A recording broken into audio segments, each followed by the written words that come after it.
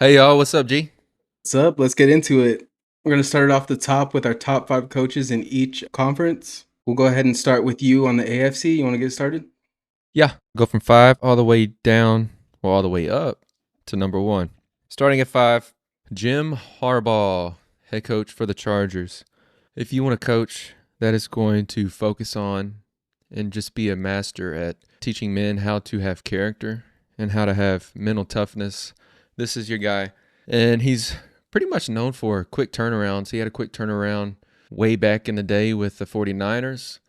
Not as quick as it has been for him and his turnaround with the Chargers, but just pretty much every program he's been at, he's been able to buy in with all his players and have a quick turnaround. You saw that when he coached college ball in Michigan, and then here when he came back to the league with the Chargers. Just he's a leader of men. And so starting at number five, got to go with Jim Harbaugh. Yeah, that's a good selection. I had him a little higher on my list. He was a guy that I really wanted in Dallas whenever they were doing that coaching search after McCarthy. So I was super bummed that didn't pan out. It tells you how much I liked him as a coach and as a coaching candidate. He's just a player's coach ultimately. And I think you saw at Michigan, he's going to do whatever is necessary to win. And as soon as he get caught, he's going to dip. But what matters is that they got the championship. So that's a really good pick. I like a guy that was going to do whatever he needs to do to win. Yeah, there's not many coaches in the league that have that perfect balance of being a hard ass, but also being chill, leading by example. And he's one of those guys. I was just going to mention that. Did you see the clip from his brother at the New York Giants doing their opening meeting?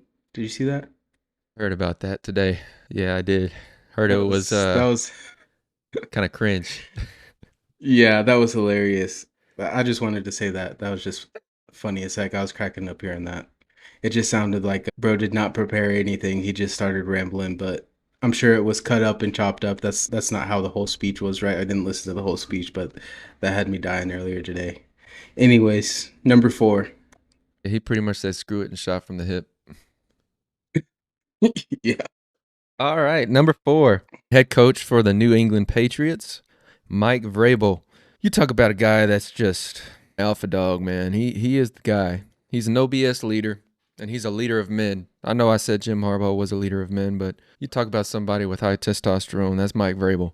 And he just has a knack for harnessing talent for his players. He's able to scheme up the right plays, put his players in position to win every single week, and we saw that this past year because he led them all the way to the Super Bowl. So coming in at number four, Mike Vrabel, head coach for the New England Patriots. Yeah, that's another one I had a little bit higher on my list, but dude's a dog. You just see he's consistent wherever he is, he's gonna win. And you saw that last season, what he did with Drake May, and you got to think he's going to be able to continue just with his coaching style and the culture in New England where he's at. So it's a great one as well. Let's see how you feel about my top three head coaches for the AFC. Coming in at number three, Sean Payton. That might be a little bit of a surprise, but overall, I added in how he has been as a head coach through his whole coaching career. New Orleans, that was somewhat of a determining factor for putting him at number three, but mainly it was just for what he was able to do in Denver. Just completely turn that organization around, pick them up from the rubble, and has really created a Super Bowl contender out of nowhere with what he was given and what he was handed when he ended up heading into Denver to be the head coach. I think of Sean Payton, he's a guy that really puts up with no BS. He is one of those old school coaches who doesn't have a lot of patience, but he is one of the most elite offensive minds that we have in the NFL right now. So at number three, Sean Payton.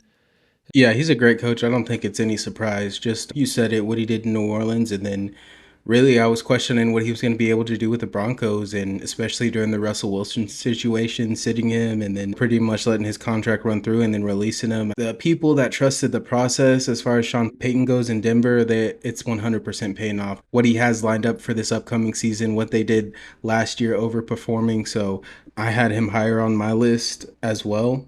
And I think he's definitely one of the top coaches in the league. I don't think most people would disagree with that. Now, I said he was an elite offensive mind, and what I'm about to say is going to contradict that to a T because the Broncos' offense last year was just atrocious. There were not good really whatsoever in any phase of the game. Had no run game. You could blame that on injuries with J.K. Dobbins. But Bo Nix was a guy that I really was bullish on coming out of college. And he showed flashes. But they just need to get to that next level of offensive performance. Hence, that's why Sean went and got Jalen Waddle from Miami. So they're making the connections. Hopefully, they will land this coming year for them. Yeah, for sure. Time will tell. Like I said, I'm not betting against him anymore. That's for sure. Let's see how big your eyes get on this one. Coming in at number 2, I had to put DeMeco Ryans, head coach for the Houston Texans, just what he was able to do coming in from San Francisco, being a head coach for the Houston Texans, my Houston Texans, H-Town Strong. He's just a very bright defensive-minded head coach. I got to say, he might be the best defensive-minded head coach that is in the league right now. Just he's produced a defense in Houston that is generational. That's a Super Bowl caliber defense that he's created in just 3 years being in Houston. And it's the culture that he's created, a hard-nosed swarm mentality culture. Everybody in the building's bought in. He is a player's coach. He's played in the league. He played for the Houston Texans. And the same type of player that he was kind of resonates to how he is as a coach. I love what he's been able to do with the Houston Texans. And hopefully this is the year that we can get to the AFC Championship finally under DeMeco Ryans, but he is my second-ranked head coach in the AFC. Yeah, he's no doubt a top 5 coach in the AFC. You definitely have him higher than I do. But you said it. As far as defensive coaches go, he's one of the best in the league as well. He's done a lot turning that whole organization around. I don't think he's slowing down anytime soon. So that's a good pick. You're probably going to agree with this one, but coming in at number 1, it's got to be Andy Reid. So what? They had a down year last year. That's the first down year that we've seen Kansas City have in over 10 years. He is known for his offensive innovation. Just you think of a head coach who can scheme plays to his players and play to his players' strengths. Andy Reid is the leader in all those categories. His ability to adapt the schemes to his players is just unmatched. We saw that with rotational players, no names, coming into the lineup and him just drawing up plays for them, and it's working, and they look like all-stars sometimes. There's any given week they'll have, like this past year, Tyquan Thornton. Who the heck is that guy? He's been around the league for a little while. Never heard of his name. He's not a household name. But he stepped up in a few games last year for him when they needed him the most, and it just is a testament for what Andy Reid has been able to do, not just in Kansas City, but his time also with the Philadelphia Eagles. So coming in at number 1, probably top 3 head coach in the whole NFL, Andy Reid. Yeah, no doubt at this point, is he a top 3 coach in the NFL? There's no surprise with this pick. You said plenty. His resume speaks for itself, the Super Bowls and all. I'm just going to go through what I had for the AFC. I had at number 5, DeMeco Ryans. Number 4, I had Harbaugh. 3, I had Vrabel. 2, Sean Payton. And 1, Andy Reid. So it was pretty close. We had a difference in opinions on Ryans, apparently. You need to go watch some Houston Texans film. That defense, man. Well, yes, but look at the guys on the defense would be my argument. That being said, you got to coach them up and get them ready. And there's a lot that goes into that. So I think there's no doubt he's an amazing coach. So There's one thing that he just is terrible at, and that is clock management. I'm hoping he can fix that because, sometimes that put me in some unnecessary stress and in unnecessary situations for the offense for what they had to do, and sometimes the defense. But if he can shore that up, hey, we're kosher. let's get into the NFC. I'm going to go pretty quickly here. Number 5, I had Ben Johnson. Just what he was able to do, in Detroit, and there's no way, in my opinion, that these guys backslide if Ben Johnson is fired up and dedicated as he's always been. They've got a good team put together, and they obviously overperformed last year. I think that that's an amazing testament to how great a coach Ben Johnson is. He's in Chicago right now, so seeing what these guys were doing before he got there and just what he's been able to do in his short amount of time there speaks volumes for me. So that's why he's top 5 for me at this point in the NFC. Yeah, you pretty much said it. They came out a year early. I was thinking it was going to take a little bit longer for them to show all the growth that they did this past year. And so that's why I don't think they're going to be better, meaning having a better record. I think there will be some regression, but we're still going to see plenty of flash plays that we did last year. They did lose a couple guys that might have something to do with their regression also. But yeah, I had Ben Johnson at number 5 also. So right on. Number 4, I had Dan Campbell. Detroit was nothing before he got there. Obviously, not historically. I'm talking about more in recent times. So I don't really got to harp too much on this one. He's just a motivator. If you ask me if I'd switch coaches with Detroit right now in Dallas, I would no doubt take them up on that offer. So Dan Campbell, number 4. Yeah, he walked so all these other newer head coaches could walk. He laid the foundation. He showed that it was possible going into a crappy organization that hasn't won or competed at anything for the past 20, 30 years. And he's made them competitive. He's made them a contender in the NFC. You got to love everything about Dan Campbell. Just the players, they love him. They buy into him. He makes them want to run through a brick wall. And as a head coach, that's everything that you could want. No doubt. Number 3, we have the best defensive-minded coach in the league, Mike McDonald, straight off the Super Bowl. Another guy that just came in and turned around an organization in the Seattle Seahawks. You heard it in his opening speech during the beginning of the season, and then boom, they're right there in the Super Bowl. Like, he knew what he was coming in to do, and he achieved it. When you really think about and grasp how hard it is to do that, especially with the no expectations, like what you're going taking over, who they had at quarterback. No one is expecting that out of Sam Darnold, but he was demanding it, expecting it, and he saw it out to be true and really manifested this. So Mike McDonald, I wanted to put him higher on this list, but you've just got some football geniuses coming up next. So this is as high as I could put him. I have him number 3 here in the NFC. I think that's a great spot for him, coming in as a first-year head coach and winning it all, taking the Super Bowl in a dominant fashion at that too. Mike McDonald, the speech to start the season, grit mentality. Their defense reminds me a lot of the Houston Texans defense. Their defense is like a hybrid between the Broncos defense and the Houston Texans defense. And in some ways, the best of both worlds in that aspect. He had that underdog mentality. He really got those players to buy into each other. And we saw how that ended. So, yeah, I love Mike McDonald. And, man, that division is loaded.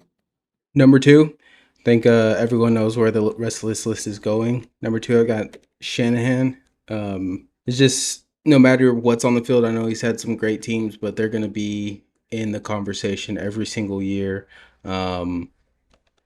He hasn't quite put it all together yet, but man, there's no way you can doubt his coaching. That's why he's been there. That's why he has the long leash that he has over there. And you see it with the coaching tree just across the league. These guys are McVay and Shanahan's proteges at this point that are spreading across the league. So, Shanahan, and then number 1, I've got McVay. Surprise, surprise. So that is the rest of the list. And these top guys are no surprises. No surprises. They're the masterminds in the NFL. They make it work. They're the most reliable. You don't have to worry about their play calling. You don't have to second guess what they're doing because they always succeed and they're always in competition and contending for a Super Bowl or the Super Bowl conversation. My only knock on Kyle Shanahan is he has not fired the training staff or the medical staff because there's just no way that's a coincidence year in and year out. That's my only knock on him. Get him out of there, and then you might be the number 1 head coach in the NFL. But yeah, those two guys and Sean McVay, he is a mastermind. They're coaching trees that have spread across the NFL speak for themselves. What separates a good head coach from a great head coach in that aspect is when a good head coach loses their offensive coordinator or their defensive coordinator or their positional coaches to other teams, that team's not the same the following year. But with the 49ers and with the Rams, they're the same, if not better, the following year. They just feel them through, and they fill in perfectly. What we've seen recently, they do even better than who was there previously. So that was the exact same list that I had. Ben Johnson, Dan Campbell, Mike McDonald, Kyle Shanahan, and Sean McVay. It's really hard to not put those in the top 5 for the NFC. Which one of these coaches you think is going to have the most success in 2026?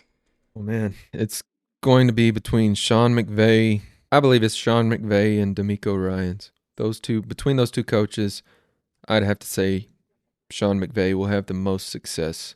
He seems he has made the right steps. He's made the right decisions. He takes risks. He's very reliable. You don't have to worry about him. I would say it's crazy because they were the most elite team last year and they didn't make the Super Bowl. So that tells you there's some room for growth. What makes this season successful for the Rams is them making the Super Bowl. And I believe that they will make the Super Bowl. So most success is going to be Sean McVay. Yeah, I'm right there with you, McVay, especially with the Myles Garrett move. You know, the coaching's going to be there. You know, the quarterback play is going to be there with Stafford. And then you're telling me that Myles Garrett and possibly Aaron Donald's going to be on the defensive line. It's a no-brainer for me at this point. How could you bet against these guys? All right, here's the other side of the spectrum. Who is the coach that has the most to prove? Took me a whole 30 seconds to pick from this list who has the most to prove. And that is Mike Vrabel. Yes, he did amazing last year. So you're like, what does he have to prove? He's a good coach. You have a lot to prove coming off the whole drama situation that I'm not going to go into in depth in that, but it's like, where is your focus on at this point? Because that was a big, I don't want to say scandal, but they tried really hard to sweep that under the rug. I think if it was some other coaches, it definitely wouldn't have gone that smooth. Patriots have handled it well. ESPN has handled it well, not really bringing it to the forefront. So Really if good at Vrabel goes holding in scandals. there, if Vrabel goes in there and shits the bed this next season, a lot of people are going to be wondering what's the reason for that. And I think people might ask some more questions as well. Interesting take. I was not expecting Mike Vrabel. It makes a lot of sense, though. If he is not successful this year, woof, the backlash, all the media is Yeah. going to have a field day with this guy. And the media, talk about the fans. You talk about some crazy NFL fans. As soon as you lose a string of games, you're like, bros, you can imagine what the comment sections are going to be like. Yeah, mayhem. It's going to be all state commercial. So who do you got? Who's got For the most to me, prove? Yep. for me, this is a difficult decision. I think it's got to be Dan Campbell. I know we just spent a couple minutes guessing this man up. He's been there for 5 or 6 years now, straight trajectory up. But last year was rough. But I do think he has the most to prove considering how far he's brought this team along. They have Super Bowl aspirations. In the past couple years, they've just fell flat. In 2024, they lost to Washington Commanders, a wild card team who came out of nowhere, and they lost at home. This past year, they didn't even make the playoffs. Part of that is because the NFC North is just so competitive and so stacked. But he's got a lot to prove, Dan Campbell does. He's got to win that division, and it's even harder this year because the competition and the other teams have gotten better. I don't think they have gotten better necessarily, so it's more of a retool for them. Hopefully Dan can figure it out. I think he has the most to prove. Yeah, I agree with you there. Who's definitely in my top three. The other one I had in there was Harbaugh for the Chargers, just because I think you go in there with pretty high expectations. You have a really good quarterback in Herbert. Been a couple seasons now, people are going to start expecting something. So you really want to keep working towards that upward trajectory, or people are going to start second guessing. Yeah, and I said earlier he's known for his quick turnarounds with his programs. They've turned around a little bit for the better, but not at the level of success that he has had in the past with other programs. Definitely not in the And playoffs. the thing about, yeah, the thing about the Chargers is I don't think it matters who is coaching over there, who's playing over there. They're one of the teams that just have no luck whatsoever. They always find a way to lose every single year when it matters most. And call it what you want. I got some superstitions regarding football and sports, but this is like one of the bigger superstitions across the league is the Chargers are the Chargers. They're going to find a way to charge it up and not in a good way. So, yeah, that's another one that could be the one with the most to prove. Now we're going to get into some NFL news. Why don't you tell us a little bit about our guy, Nick Scourton. However, you tell me how to pronounce that. I don't know how to say it. Nick Scourton. I'm not the biggest Panthers fan, but y'all let us know in the comments. Anyways, we spent all this time in the offseason making our rankings, and who has the most to prove, who are we most excited for, the top 5 rankings for each position. But this time of the year is the most scariest time of the year for a fan, for a player, for an organization and team, because this is where the injuries start happening for the upcoming season. Scorton, linebacker for the Panthers, tore his ACL today. This carted off the field. This is the first major injury of the season, and it just goes to show we can say all this stuff, who we're excited for, our top 5 players for every position and all that stuff, predictions. It don't really mean jack because these players can get hurt in training camp. It means nothing. So it sucks, man. It sucks. So like an analogy from September, first week of the NFL, all the way to February, there's excitement, there's happiness, there's intensity, the love of the game. June through July, it's where everybody's nervous. Yeah, we're excited, we're hyped. There's a lot of intensity in suspense because the new season is about to start. But man, everybody's scared because the injury bug just seems to hit harder and hit more in June and July. Sometimes it takes out some of the top players in the league. So hopefully this is the only major injury that we have for this training camp season, and we can have these guys out there. Yeah, no doubt. It's definitely the most unfortunate part of the sport, but at the end of the day, it is a part of the game, right? So the teams that ultimately can deal best with these injuries are going to be able to make their way to the top. Every team is going to have injuries. So it really goes to show like the medical staff and the coaching how much it plays into everything. At the same time, the injuries, they give opportunity for the younger guys to shine, right? You could think of so many examples. The first one that comes to mind as a Cowboys fan is Dak Prescott. You see Romo go down, and then Dak Prescott's able to take off and have one of the best seasons in Cowboys history, and then ultimately the rest is history. So that's the only light glimmer of hope for a team like that. Losing a starting linebacker is next man up, and if they've done good by the draft and they're young prospects, then hopefully they can still find a way to succeed. Yeah, that's one of the few sucky parts about the NFL, and it's business. Next man up, like you said. But yeah, also, did you see the videos of Scatabo this past weekend? Yeah, that was terrible. The dude's a freaking I was maniac. flinching watching it. Yeah, ridiculous. Like, bro, Um, don't do that. at this point, if I'm the Giants, I would definitely be pulling them to the side. No doubt they've already done that, but it's just rough. That's all I have to say on that. Him and his teammate Jackson Dart are just freaking animals, man. They're like complete frat boys and just like meatheads, but they're great guys. They're smart, but it's just that mentality that you have. And what you have that mentality pretty much for your whole life, and you add on the competitiveness to it. It makes you do some crazy things, some stupid things also. I would say at least land it. I know John Harbaugh has gone out and said at least land the damn thing. If you're going to do a backflip, land it. So crazy, Scatabo. You better watch it, dude. Next, we're going to touch on a little bit of fantasy football. Now, disclaimer, I have never done fantasy football, so I'm here to learn a little bit. Why don't you touch on it? I think we're going to definitely get into it on the show moving forward, going into this next season. So here we go. Let's get into it. I've been in fantasy football for 8 years now. Every year is different. For the casual fan of the NFL, and you want to get into the NFL a little bit more, you want to learn more about the players and the teams and how things work, go ahead and join fantasy football. Also, if you really enjoy stressing out and going on the roller coaster of emotions throughout the season, every second of every minute of every quarter of every game of every season, hey, fantasy football is for you. Now, that's my pitch. But my first question is, what is something that you might want to know about fantasy football? Something that has probably kept you from getting into it? Something that might draw you into it to compete in it in this coming season?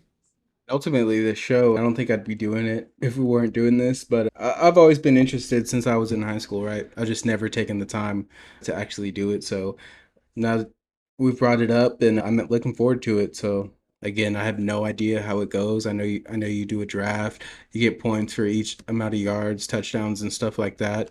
Like I said, I've just never been through a season doing trades and selections and all that. So definitely looking forward to it.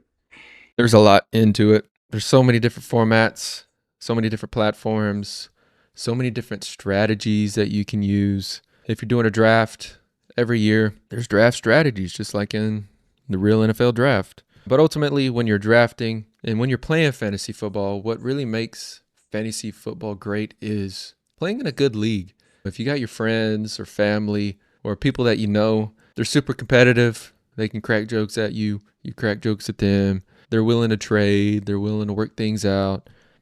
It's just really that competitive edge with friends and family that just make it all worth it. It really brings an aspect to it.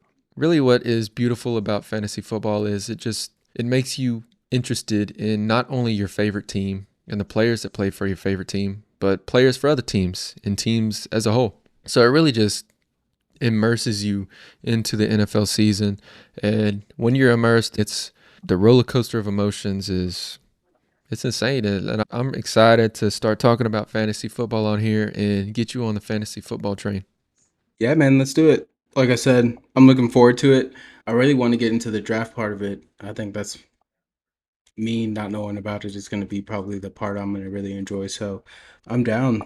Ready to get into some UFC? Let's do it.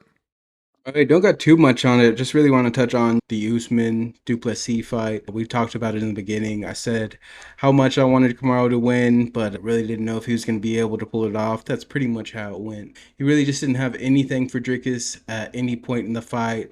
He was on wobbly legs multiple times, and I'm just waiting for the old Usman to come back because typically in those situations he's going to take him down or has some really good counter striking, but ultimately he really had nothing for him. You know, Dricus, he's someone that gets hit. You don't really see him as a defensive fighter. So to see Usman really not have much for him, especially on the feet, which Usman had grown to be a really good striker. We saw that with Masvidal. We saw that with Covington. We saw it with Hamzat. So it was definitely deflating for me. But at the end of the day, you'd think I'd get used to it. It's the UFC. The guy's 39 years old. But he had just been defying time, especially with his last win over Joaquin Buckley. I really thought he could possibly have something for Dricus, but at the end of the day, you saw there's levels to this, and Dricus is coming off the belt and looking for another crack at the title, and Usman, it just wasn't there. He just didn't have anything for him. What's next for these two fighters? Well, Dricus, I would like to see him win another one. I'm not completely set on him getting another crack at the title. Usman, you got to be thinking he's thinking retirement at this point. He did come out on his podcast with Henry Cejudo stating that well, Cejudo said it, but he has a torn pec. If that's true, obviously that's going to play heavily into a combat fight. So maybe he did have that issue. At the end of the day, I don't know why you're going to go in and fight a championship caliber fighter if you do have that torn pec. So if that's true, I would like to see him back healthy because he looked really great in his last fight before that. But at the end of the day, I'm not going to be disappointed if he walks off into the sunset. He's achieved everything you can in the sport. He's arguably one of the best welterweights of all time, so he has nothing else to prove. But definitely, if he goes into another fight, I'm going to be there watching for sure. His most probable fighter that he's going to get in the ring with next? It's a tough one. I would probably say Sean Strickland, right? He's a champ, and Dricus beat him twice. So I think that's where we're at this point. Dricus lost his belt to Hamzat, and Sean Strickland beat Hamzat. So he's possibly looking at a title shot next, and you got to think he's going to be able to come out with a W at this point. We've seen it twice. So that's my thoughts. Who do you think takes that one? That light heavyweight? No, it's middleweight. Middleweight? Okay. I'll be honest. I don't know who else is in middleweight outside of Hamzat Chimaev. Hamzat and Strickland and Dricus. Yeah, I'll agree with you. I don't know. I was just saying, who do you think would take the fight between Strickland and Duplessis in that third one? Ooh, I definitely think Strickland will. I feel like he's on his last leg. He's on like his farewell tour. I think when somebody's at that stage in their career, well, more specifically, I think anybody else at that stage in career, they might just get in there, get their money, and ride off into the sunset, take the dub or take the L and ride off. But Sean Strickland, he's just a different guy. I think if he wants a rematch with Dricus, he's going to want to beat the guy. So I would have to say Strickland would take that third match between them two for sure. Sounds good. Well, that's definitely one that we're going to be seeing definitely in the future if they both stay on that trajectory. So, not too much on the UFC. Now, we're going to get into our triumphant moment. I'll go ahead and take it from the start. I'm going to go with pretty much a no brainer. I'm going to go with the easy one here, and I'm going to go with Dricus coming back from losing to a really great wrestler and going in and fighting another really great wrestler. And Kamaru didn't have anything for him on the wrestling side, so I think he achieved exactly what he wanted to in this one. He showed like, hey, if you're a wrestler, I'm not easy pickings, and he showed that, and he looked really good. I would say he's not wasn't as explosive and landing as heavy shots as I've seen him did in his previous fights, but he's still a complete fighter, and I think he's definitely a championship caliber fighter. So I wouldn't be surprised if he regains that belt. Just with his fighting style, he's so unpredictable and so powerful, and I don't think he's slowing down yet. He's definitely a different type of fighter. He just breathes for chaos. I would love to see him, like we said, Sean Strickland. This is a triumphant moment for sure for him this past week, taking on Kamaru Usman and getting that unanimous decision. Well, I'm kind of weak on my triumphant moment this week.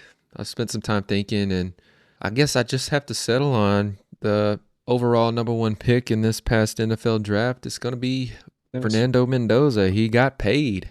They officially signed his contract today. He's getting like $51.7 or $52 million fully guaranteed. Whenever somebody's getting fully guaranteed money and you're running out of options for a triumphant moment, that's got to be something that you look into, and that's going to be my triumphant moment. I'm excited to see what Fernando Mendoza can do.